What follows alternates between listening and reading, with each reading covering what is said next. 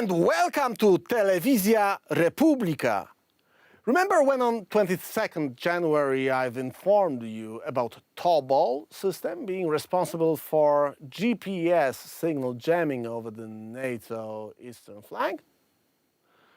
Well, it looks like the same things are happening right now in the area. Here's the map of latest GPS signal jamming in the Baltic Sea region. Sweden, Baltic Straits, approach Bornholm Island, the whole northern Poland and the whole area of so-called Suwałki Gap and the remaining part of Poland's eastern border. Those were affected by the hostile activities, obviously electronic warfare.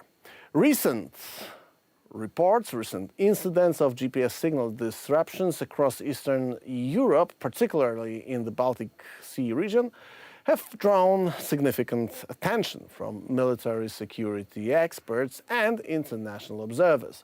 These disruptions affecting airlines, smartphones, military weapon systems have been notably prevalent in Finland, Estonia, Latvia and northern Poland, despite the absence of direct evidence conclusively tying these activities to Russia, a pattern of electronic warfare EW capabilities similar to those previously demonstrated in Ukraine that suggests Moscow's involvement.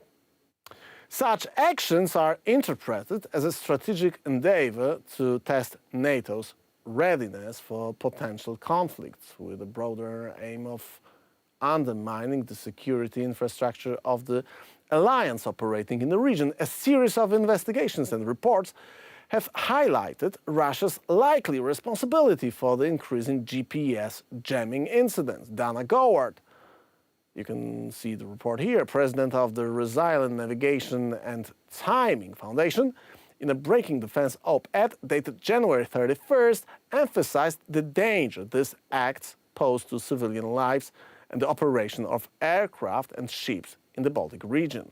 Poland, Sweden and other states. Goward pointed to the daily occurrences of GPS disruptions, including both jamming and spoofing activities, as evidence of deliberate strategy by Russia to test NATO's cohesion and its electronic warfare capabilities. Odd Taming and Aaron Egelis of Bloomberg, in their report published on January 31st, detailed statements from Martin Herem, commander of the Estonian Defense Forces, who suggested the escalation and interference from Finland to Poland and into the Black Sea region is a component of Russia's broader strategy.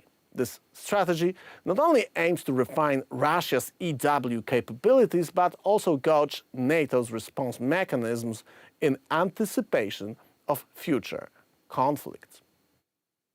The pattern of disruptions, particularly around strategic locations like the Suwałki Gap, coupled with intensified jamming efforts in Russian cities such as Moscow and St. Petersburg, those things are signifying a clear intent. These actions are ostensibly counter-drone attacks from Ukraine, but also serve to demonstrate Russia's advanced EW electronic warfare capabilities. The Russian Defense Ministry acknowledgement of past exercises in Kaliningrad aimed at disrupting radio and satellite communication further underscores the Kremlin's investment in such tactics. The surge in electronic warfare activities has prompted warnings from aviation authorities in Poland and investigations by officials in Sweden and Finland.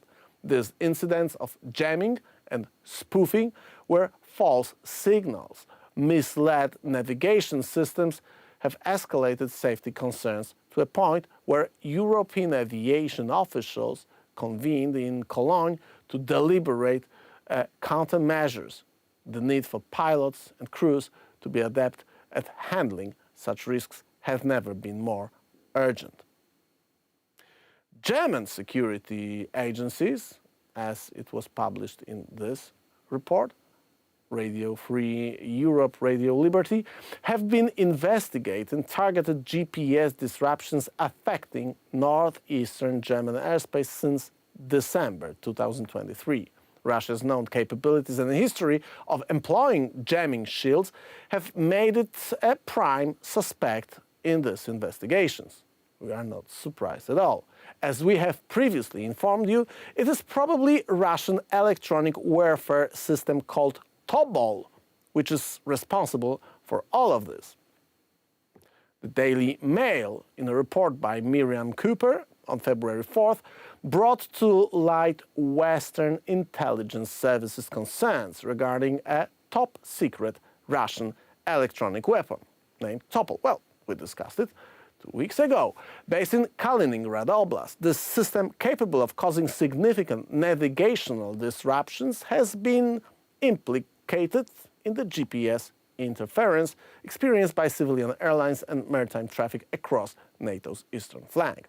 The potential of the Tobol system, described as resembling a large satellite dish to serve as a defensive mechanism against GPS-guided missiles while posing risks to civilian aviation, highlights the complex nature of modern electronic warfare.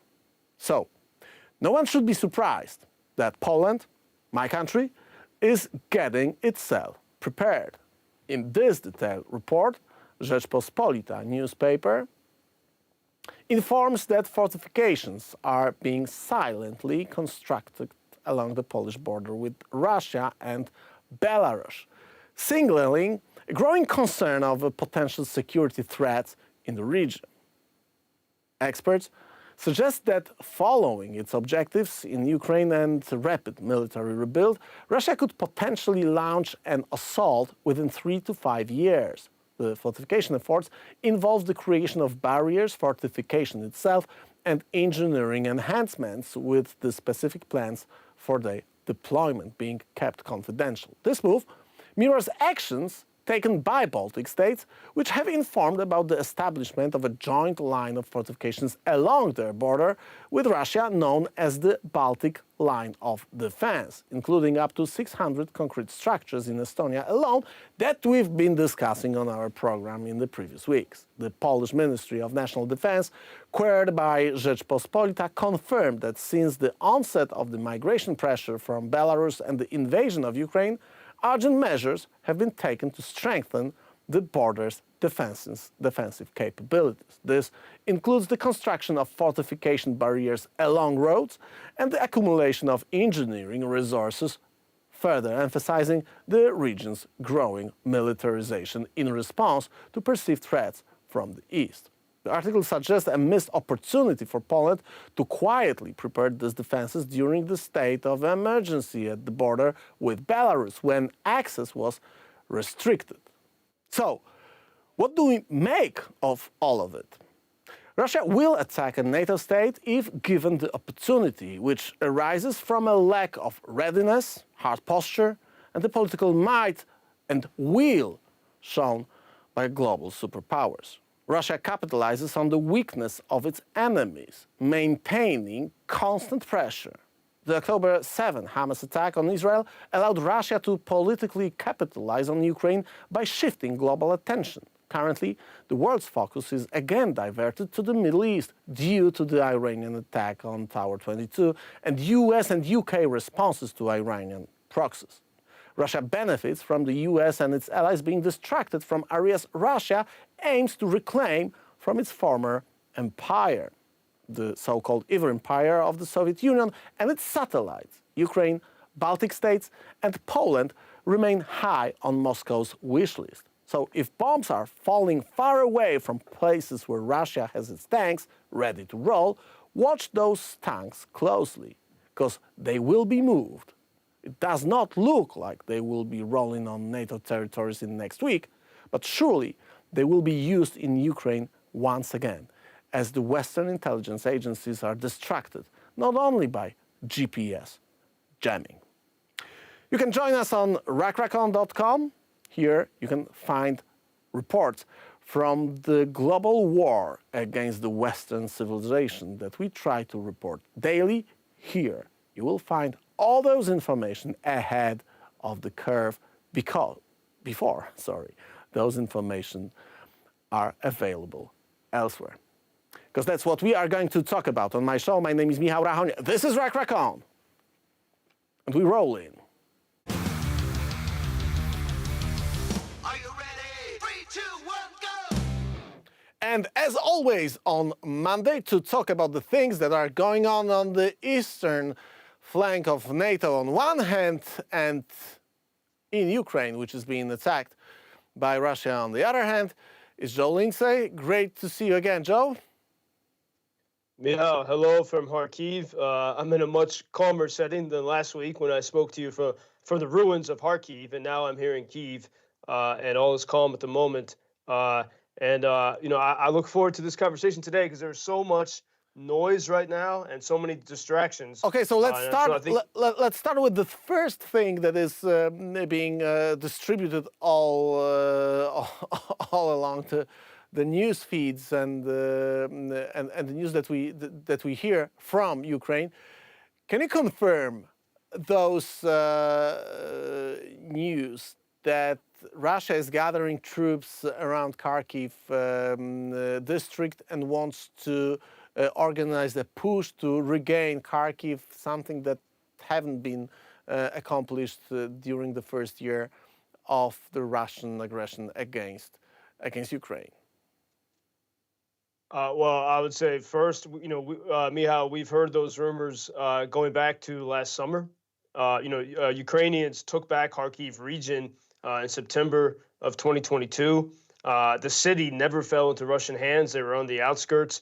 I've spent a lot of time in Kharkiv city, including the past several weeks. The spirit there, it's always been strong, but now, after Russia has attacked it so heavily, the spirit is stronger than ever there.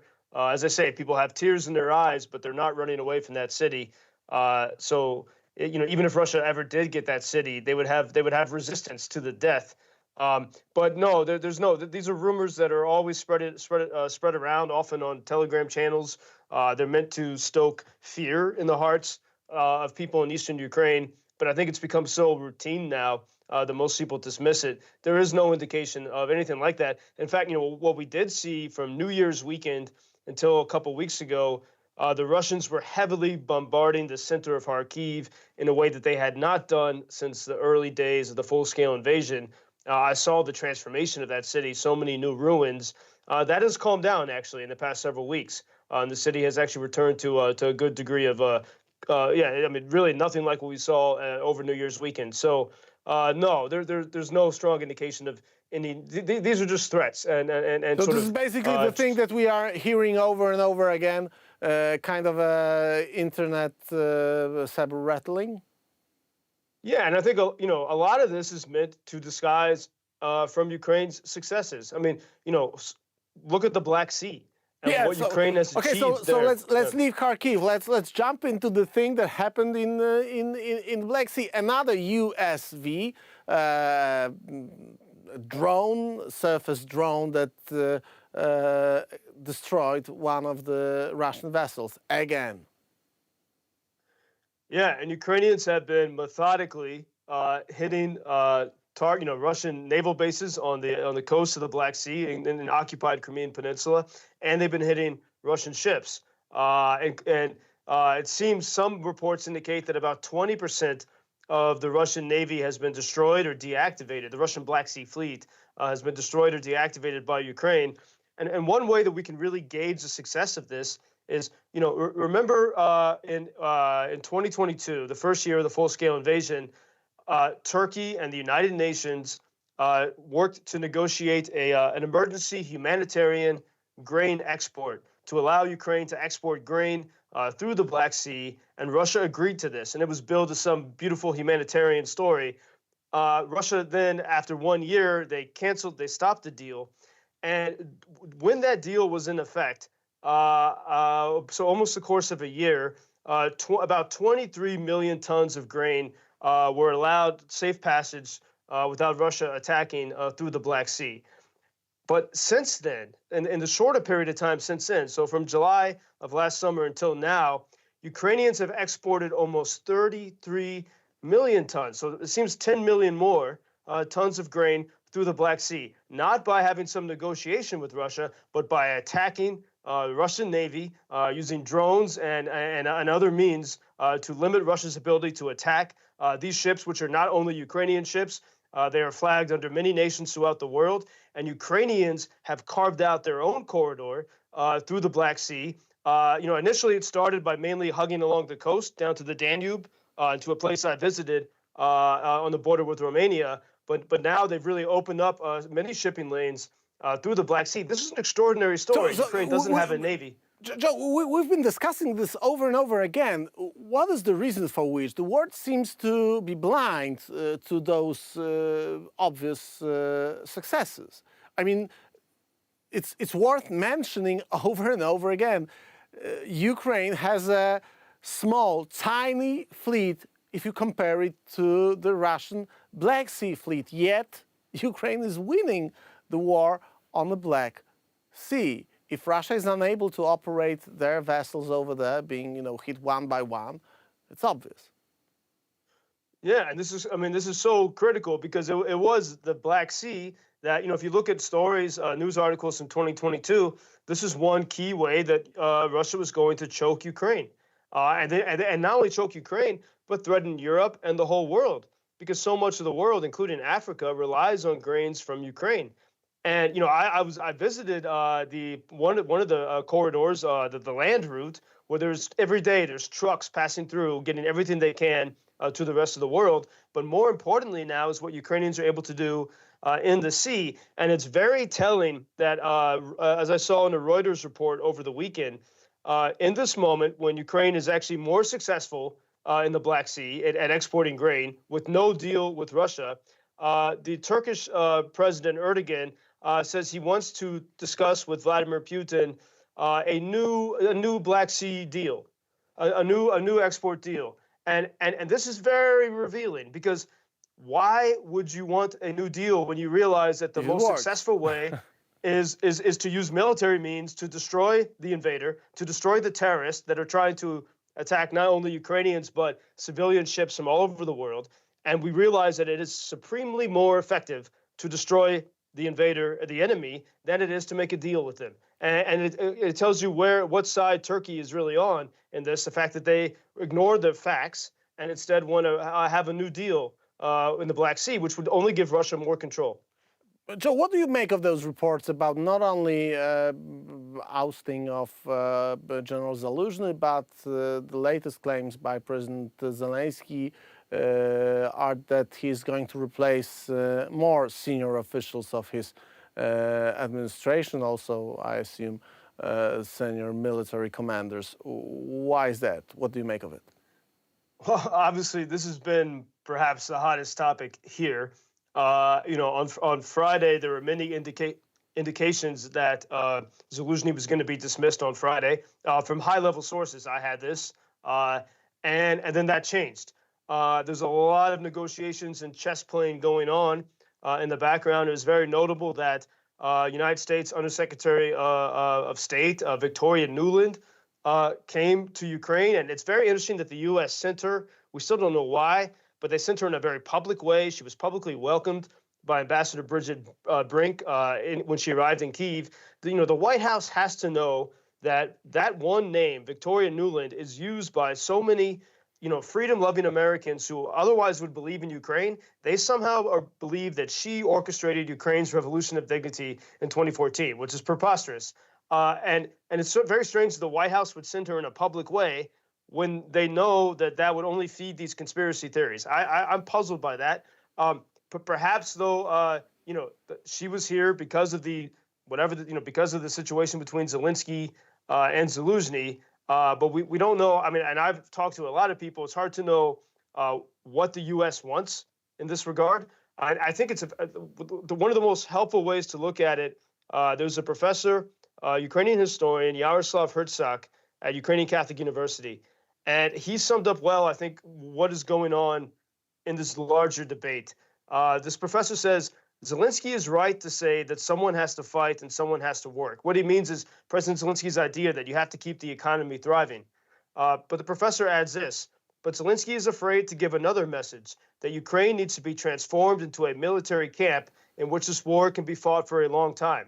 And so the idea that Ukrainians need to get more, even though they held on for so long, everyone in the whole society has to be very much in a Spartan-like military mode. In fact, Professor Hertzik goes back and says, Ukrainians deeply believe in freedom, but in this moment, maybe they have to go deeper into their ancient Cossack and even deeper their Scythian roots. He talks about the Scythian army. Does he mean that Ukraine needs to transform its whole political system, its economy, into a war machine, basically? Because everyone who was in Kiev during those days, after the war broke out, it was quite obvious after the Russian offensive and after the Russians were kicked away from the Kiev, from Kharkiv, and after this first wave of Russian attack was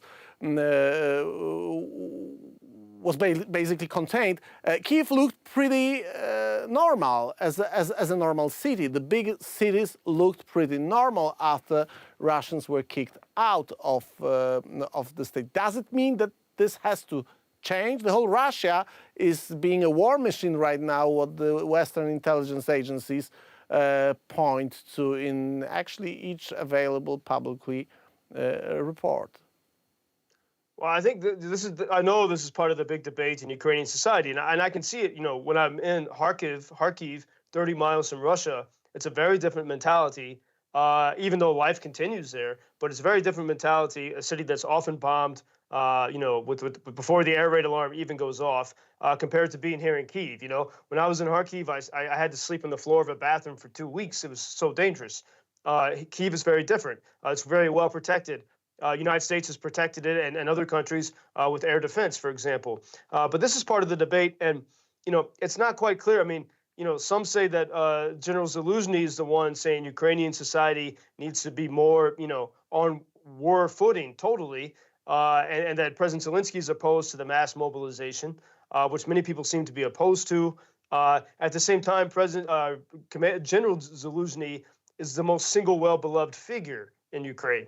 And so, look, it's inherently a difficult thing to deal with, especially in a democracy. Is there a political aspect in it? Is Zaluzhnyi thinking about himself as a future president of Ukraine? We have all the debates that we remember about postponing the presidential election, the inability of executing the electoral process while war is on. Is this the background stream of the political debate in this context? Of course, it's possible, but it's important first to remember that these are signs of a democracy at work, even in the most extreme circumstances, right? Ukraine's not, Zelensky is not a dictator. He can't, the fact that he can't, if he wants to dismiss someone, he can't just do it right away. There's a fallout, and there's a dance of negotiations and listening to the public. That's why this doesn't happen swiftly, because this is not Russia. This is not a tyranny. And by the way, we got to remember, because so many people talk about the lack of elections under martial law, the United Kingdom, home to the mother of all parliaments, did not have an election during World War II. That's from the 1930s until the victory in Europe, there was not an election. So this is not so unusual. But what we still do see is democracy at play here. And I think the main thing to realize, Ukraine is not the government. The reason why this war is happening is not because of the government. It's because Ukrainian people in 2014 chose to be free. And, the leaders of that revolution, the revolution of dignity, unlike the history of most revolutions throughout history, the leaders of the revolution did not run for office. There were a few of the generation of Maidan, especially at local level of politics. But President Zelensky was not part of that revolution. His political party, Servants of the People, was not part of it. The people who were leaders of the revolution, many of whom I've got to know in this time, also many of whom have been killed in this time, they wanted freedom. And they stood up in 2014 until they got freedom and they kicked out the pro-Moscow corrupt regime. And then they went back to their civilian life. Some of them did become soldiers. Many of them did, actually, and many of them lived the civilian life that they wanted to. And that really is that is the ethos of Ukraine, is people that, this very libertarian, free idea, and they kind of left the government to the people that want to be in government, knowing that the government could never overstep its bounds. And so that is without that revolution, Mihal, there is no war today because Russia would control the society. They would control the government. And so this point can't be missed. Like ultimately, it is the people who are in charge. They have to figure this out. These are difficult questions. And as that professor mentions, Ukrainians hold on to freedom, but they might have to they might have to become a bit more disciplined, he's saying. Yeah, the war is not an easy thing to win. Let's put it this way, and it means also some changes in the fabric of the society. Actually, Ukraine is the first state that, after actually Chechens, the nation, who decided to cut ties with Russia, it ended in 300,000 victims of Chechen nation. Ukraine is the second one in this position, much bigger country with much bigger chances of surviving and being successful in it. Joe, I wanted to have your say and your opinion about the thing that is rushing through the social media and through the official channels of the news networks. Tucker Carlson in Moscow. What do you make of it? I mean, it's a hard thing to see and very sad thing to be aware of for a conservative. What's your take on this? What do you make of it? Well, I knew Tucker personally. I mean, I started my career at the Weekly Standard, where he did as well. We didn't overlap there, but we were part of the same community of that. And then when I left Fox News, I quit Fox News. I was the protege to Roger Ailes, the chairman of Fox, because they had no regard for the truth. And with all their investigative resources, they didn't care to find the truth. And so I got out of there. It was very, it was like leaving the mafia. It was dangerous. They came after me with corporate security from Rupert Murdoch's News Corporation. And one of the first people I met with, because I thought he was a friend, I thought I could trust him, was Tucker Carlson. At the time, he was working at MSNBC, and he pretended to be a friend and to help me navigate, while I was actually being followed by News Corp security. And then a few days after I met him, he had a new contract with Fox News. He left MSNBC, and I never heard from him again. And so I don't trust him at all. And seeing those images of him at the ballet or whatever in Moscow, I mean, the issue is, for anyone who's trusted Tucker, there's things where he makes sense because he very supremely understands, where the mood of the American people is. And he knows how to play that so well. He's a magician in that sense. But as far as someone that believes in some ideas, he clearly doesn't believe in freedom of speech or freedom at all because Russia does not have these values or principles, let alone family values and everything. None of that really exists in Russia. But just look at free speech. It does not exist in Russia. And, the fact here, you can criticize Zelensky. You cannot criticize Putin there. And so I'm not surprised that he's there. But for anyone who does follow him, just because you might agree with other things he says, hopefully this is a wake-up call to see, what a sad story it is to follow Tucker Carlson. And, I think, Ukraine has been betrayed on both the left and the right in the U.S. And this is crucial to underscore. As a lot of times Americans are complaining about Ukrainians asking for weapons while Ukrainians are fighting for the freedom of the West. And we have to remember, in 2005, for example, then Senator Barack Obama, Democrat, future president, and then Senator Richard Lugar, Republican of Indiana, they led the effort to disarm Ukraine even further. In the 1990s, Ukraine agreed to give up its nukes under President Clinton and others with the Budapest Memorandum. And then in 2005, Obama and Lugar actually visited Ukraine and encouraged Ukraine to dismantle many of its weapons. They actually won. They got $48 million in American funding to dismantle weapons. And so Ukraine was not only, Ukraine was actively broken defensively by Democrats and Republicans in Washington. And these are the only people right now, the Ukrainians, the ones who are willing to face bullets and missiles for their freedom. I mean, as I've been in Kharkiv, it would be very easy just to say, we surrender a little bit, because it's very scary. And they refuse to do that. And what I don't understand is why people like Tucker Carlson and others praise protests of farmers in France and Germany, or Conor McGregor's protests in Ireland. Oh, you're fighting so hard, while they ignore the actual people who have been handicapped in this fight because the U.S. took away their weapons. They're ignoring the actual people who are fighting for faith, family, and freedom like no one else has in the past. Those 50 years. values that are on the bedrock of the Western culture, of the Western civilization, and everyone who saw communist Russia or the Russian regime imposed on free nations like my nation, and I was born in the communist time when Russia was ruling my motherland, knows that Russia and communists and the Chekists of FSB or KGB, whatever you call it, have nothing to do with values, nothing to do with freedom, nothing to do with tradition. Those are just criminals, war criminals, bastards, thieves and murderers. That's the sad reality, and I truly do not believe that Tucker Carlson does not understand it. That's a sad thing, because I was one of the viewers of his daily show.